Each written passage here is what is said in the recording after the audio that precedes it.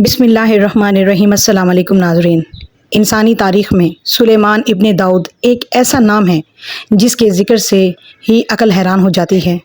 کہا جاتا ہے کہ آپ کو اللہ نے ایسی سلطنت عطا کی تھی جس کی مثال دنیا کی تاریخ میں نہیں ملتی۔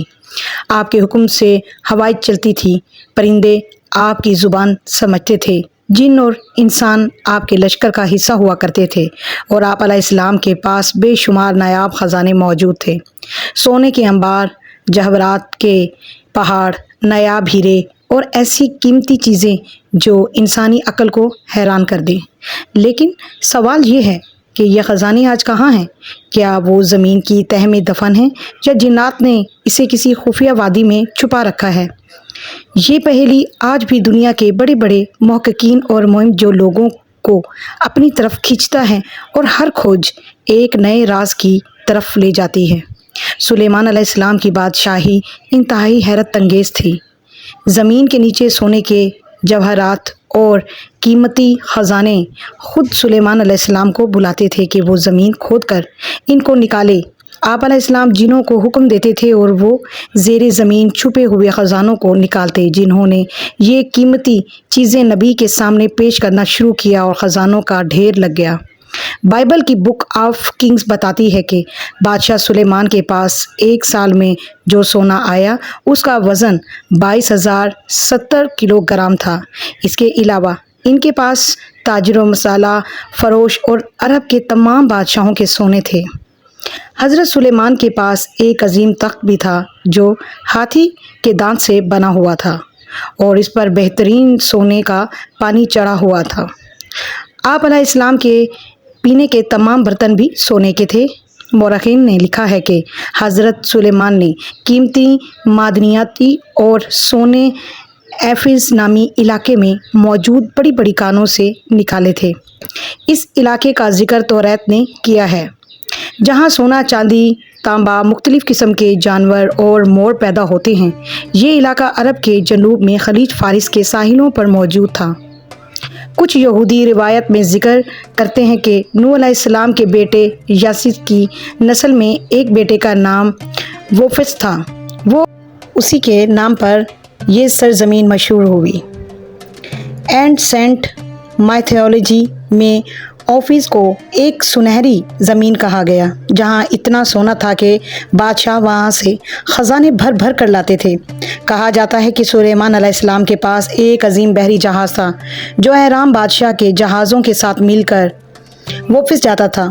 ہر 3 سال بعد یہ جہاز لوٹتے اور اپنے ساتھ سونا، قیمتی لکڑیاں، ہیرے اور ہاتھی کے دانت اور انوکھے جانور لایا جاتے تھے۔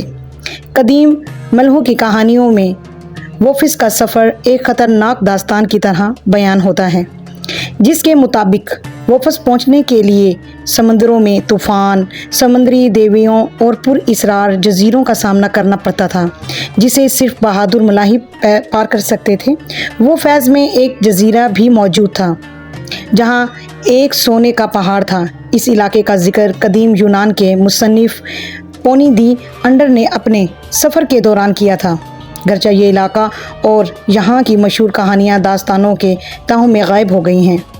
17ویں صدی میں کرسٹوفر کولمبس جیسے سیاحوں نے یہاں موجود قدیم اور اس کے خزانوں کو تلاش کرنے کے لیے سمندر کو عبور کیا تھا، لیکن وہ بھی اس میں ناکام رہا۔ سلیمان علیہ السلام کے زمانے میں کھودی گئی ہیرے، جواہرات اور سونے کی کان وادی تمنا میں بھی موجود ہے۔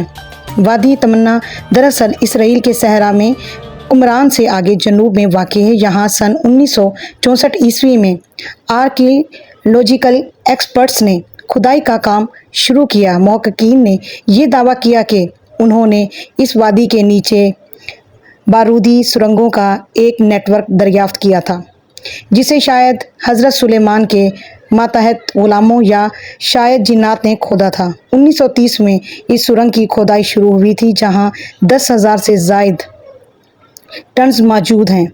یہ ٹنلز ایک ایسی سرنگوں کا نیٹ ورک ہے جس میں کسی چیز کو تلاش کرنا بہت ہی مشکل ہے۔ 3000 سال قبل از مسیح میں کیمیا کے اس علاقے میں پیداوار عروج پر تھا اور تبھی یہ سرنگ کھودی گئی تھی۔ ان سرنگوں کے اندر جو کانوں میں سونے چاندی کے علاوہ بہت زیادہ تانبے بھری تھی۔ دراصل سلیمان علیہ السلام نے ہیکل سلیمانی میں سونے کو رکھوایا ہی نہیں تھا۔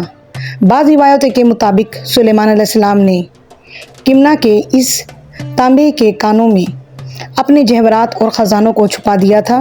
ماہرین آثار کے مطابق حضرت سلیمان کے غلام ان غاروں میں پائے جانے والے قدرتی تانبے پر کام کر رہے تھے اور یہاں سے اس دھات کو دنیا بھر میں ایکسپورٹ کیا جاتا تھا۔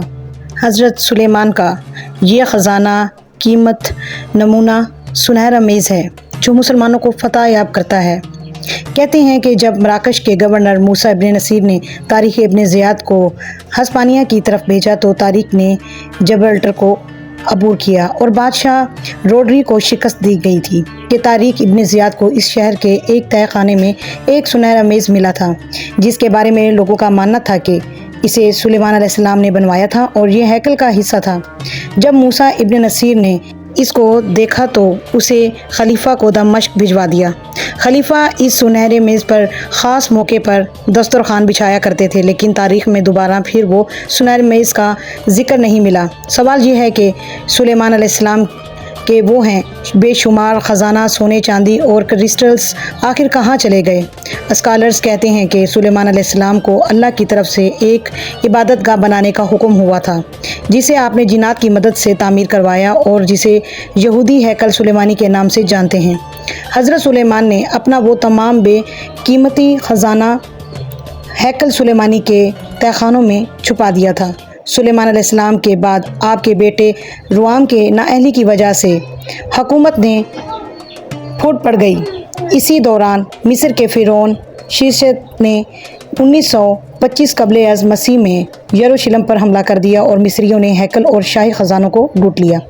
پھر جب فرعون شیشک کی موت ہوئی تو اسی اور اس کے بیٹوں کے ممی کو جس مقبرے میں دفنایا گیا تھا، حضرت سلیمان کے ان تمام قیمتی جواہرات اور سونے چاندی کے خزانوں کو شیشک کے مقبرے کے اندر ہی دفن کر دیا تھا اور فرعون شیشک کا مقبرہ اور اس کے اندر موجود دولت پھر کبھی نہیں ملی۔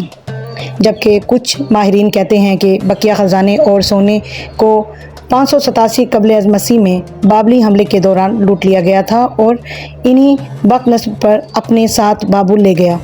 ان سونے چاندی کا کیا ہوا یہ اب تک نامعلوم ہے اور اس کے متعلق بے شمار سچی اور جھوٹی داستانیں مشہور ہیں۔ بعض لوگ یہ بھی کہتے ہیں کہ یہودیوں کو سلیمان علیہ السلام کے خزانے کا تھوڑا سا حصہ ملا، لیکن وہ اتنا زیادہ نہیں تھا۔ اس کے باوجود اس سونے کی وجہ سے آج بھی یہودی دنیا میں سب سے زیادہ مالدار لوگ ہیں۔ احادیث کے مطالعے سے پتہ چلتا ہے کہ قیامت کی ایک نشانی یہ ہوگی کہ دریائے فرات سے سونے کا پہاڑ یا ذخیرہ نکلے گا، لیکن حضور اکرم صلی اللہ علیہ وآلہ وسلم نے منع فرمایا کہ خبردار، اگر تم میں سے کوئی تب موجود ہو تو اس میں سے ذرا برابر بھی سونا نہ لے، کیونکہ اس خزانے کے اوپر وبال اور نحوست ہوگی اور جس کی وجہ سے ہلاکتیں ہوئی اور جنگیں لڑی جائیں گی۔ اس طرح شداد کی جنت ہو یا قارون کا خزانہ اور اسی طرح سلیمان علیہ السلام کا خزانہ، ان تمام خزانوں کو اللہ نے نظروں سے چھپا دیا، یہ اس لیے تاکہ لوگ فتنوں میں نہ پڑیں۔